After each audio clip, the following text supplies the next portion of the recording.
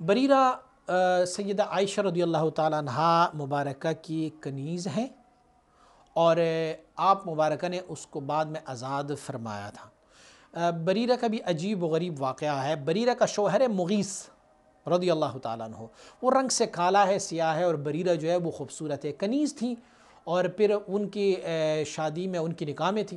اچھا، کنیز کو شریعت کا حکم یہ ہے کہ اگر کنیز کو کسی کی نکاح میں دی جائے تو پھر کیا ہوتا ہے، جب اس کو آزاد کیا جائے تو پھر کنیز کو یہ اختیار ہے کہ وہ اسی شوہر کے ساتھ رہے یا چھوڑ دیں۔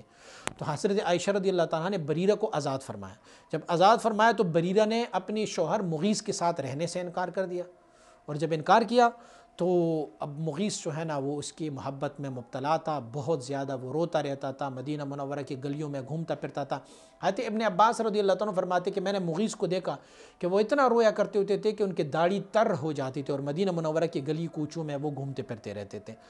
تو آپ مبارک نے فرمایا کہ میں نے حضور نبی اکرم صلی اللہ علیہ وسلم سے عرض کی کہ یا رسول اللہ صلی اللہ علیہ وسلم، اگر آپ بریرہ کو یہ فرما دیں کہ وہ مغیث سے دوبارہ شادی کر لے، تو حضور نے بریرہ کو بلایا اور بریرہ کو کہا کہ بریرہ اگر آپ چاہیں تو مغیث کے پاس واپس چلی جائے۔ تو بریرہ نے کہا یا رسول اللہ صلی اللہ علیہ وسلم، کیا آپ کا مشورہ ہے، مشورہ مانگ رہے ہیں، یا پھر آپ کا حکم ہے؟